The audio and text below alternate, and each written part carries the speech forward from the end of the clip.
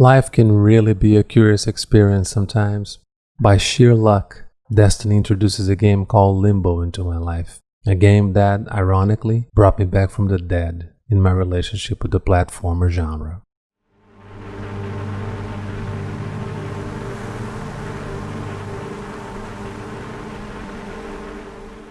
At the height of my adolescence, I first came into contact with a genre that we call adventure, in addition to role-playing games, my oldest passion. During that period, I ended up developing a sort of prejudice with consoles and platformers in general.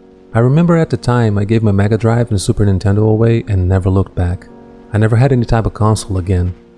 After all these years, putting into perspective, I think it was a silly mistake. I don't know, the result of a juvenile, misguided elitism, I would say. Cut to a few weeks ago where, talking to my sister-in-law, she mentioned Unravel as a game she liked very much. I went to research it and was very impressed with the quality. Thanks to algorithms, I was suggested a video of Limbo after Unravel. Right off the bat, what caught my attention was the elegance of the game, an art direction that jumps to the forefront immediately. I particularly enjoy black and white style in any visual art.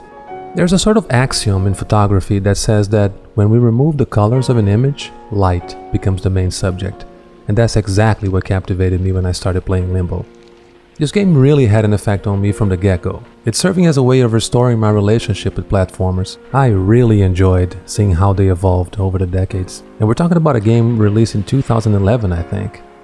In fact, it's important to mention that this review is most likely dated in 2020, almost 10 years after the launch of the game. Much of what I'll characterize as progress, as something remarkable. For those of you who follow the evolution of platformers more closely, Limbo is nothing new. On the contrary, it's probably already surpassed by more recent titles. Regardless, seeing that the mark of this series of reviews will be a personal perspective, it's no biggie. Also, I think a lot of people are going to end up identifying with me because they had a similar trajectory. It's difficult to ascertain this accurately, but my gut tells me that there are so many genres and so many titles released over the decades that this constant renewal of reviews and materials complementary to old games fulfill an interesting role. It's funny, but computer games have this very particular trait where the timeline seems more fluid to me. The titles don't age as much, at least not in the same way of books and movies. I don't know, but it seems that a lot of people who appreciate computer games have a greater tolerance even with old titles, and they know how to enjoy them in the present. That's fantastic to me, something really cool about gamers. Limbo was created by a Danish studio called Playdead. It was developed by a team that had an average of 8 people, having as main developer a designer named Art Jansen. I don't know if the pronunciation is correct, apologies otherwise. I'll leave in the video description the link to 2 articles that tell the story of the creation of Limbo in detail for those who want to delve into it.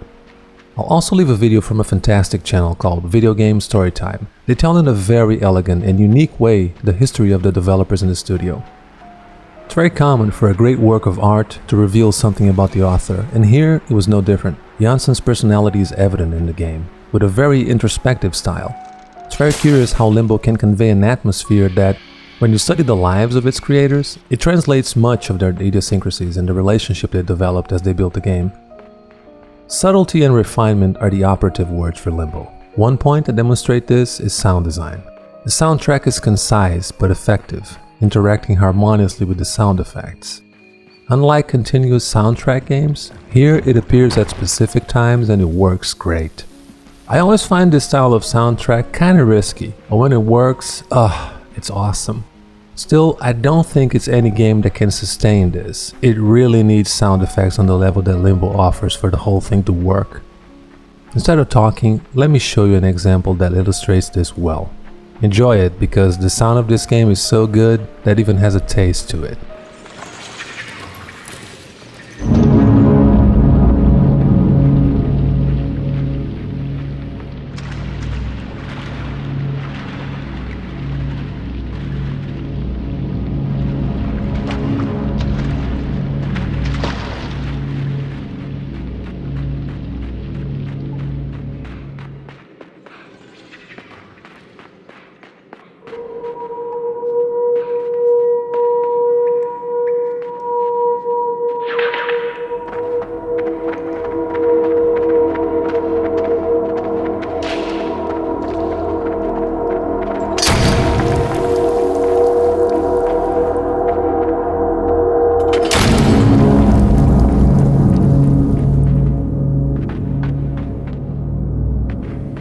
Another element of subtlety is camera work, cinematography if you will.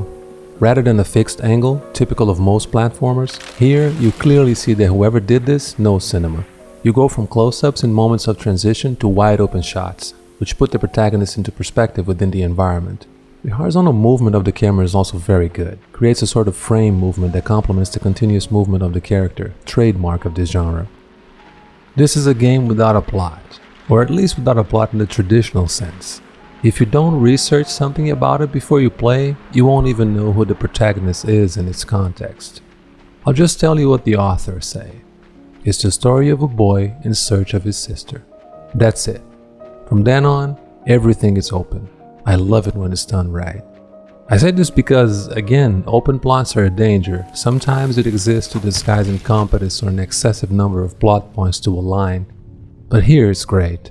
It brings the player a lot closer to the experience. You interpret everything around you in your way, projecting your subjectivity into the game, which is, incidentally, very befitting of the mythos behind the concept of Limbo, as an intermediate plane between life and the beyond, where the impressions of each one shape the elements that surround the person inside. The theme of the game, by the way, it's quite bleak. It's classified by most as a horror game.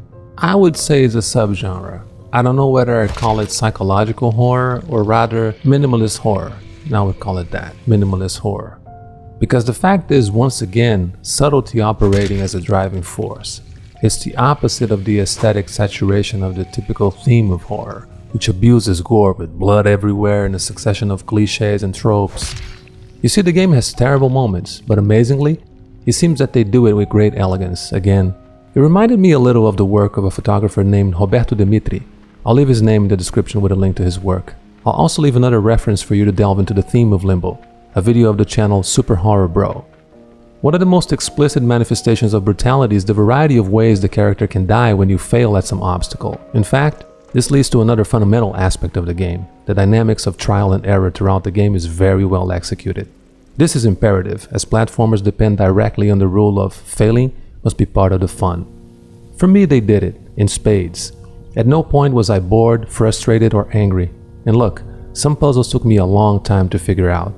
The reason for this success is the second brain behind the game, one of the main developers alongside Janssen, a guy named Jeppe Carlsen. Again, apologies on pronunciation. Carlsen's behind the puzzle design, and he managed a very organic progression, with the difficulty gradually increasing. And here comes what, to me, is the crown jewel: the physics behind the game. Physics in the explicit sense, how friction, inertia, and other laws of physics work. Extraordinary work, by the way, which is probably obvious to most of you who have had a more thorough relationship with the genre over the years. The controls are super simple: up, down, left, right, and a button for action. That's it. And with that, they managed to create an incredible range of movements that vary according to the physical context of the character, hanging on a rope, pushing something, etc. I really believe that this game has reached art status. Limbo has definitely pushed my boundaries of perception of platformers as artistic expression. The character movement really represents the best tradition of 2D animation. And here's another nice tip for those that may be interested. A channel called Video Game Animation Study, with a lot of material about it. Keyframes, sprites, the works. Reading some reviews about Limbo, I noticed that some complain that the response time of the movement of the character is a little too delicate, too sensitive, giving too much room for error. I understand this point of view, but I'll be honest. In my case, when this happened, I think it was lack of reflexes and not a defect in the design of the controls. I finished Limbo with the perception that platformers can actually function as a fairly pure expression, a very direct one at that, to interpret games as art. Once you master the movements and become one with the keyboard or joystick, the feeling is very awesome, something very palpable. Actually, this genre is physics par excellence, an exact science with abstract postulates of very concrete phenomena. So that's it. Those are my thoughts on Limbo. It's well worth adding to your collection, for sure. Limbo justifies something that I'm starting to incorporate finally into my gaming career, if I may call it that. And that is, certain titles have to be played at least once. Not to like it necessarily, but simply to know it. They are history before being good or bad. In the context of my life, Limbo will definitely occupy this place. Thank you so much for your time. Best regards from Brazil. I'll see you around.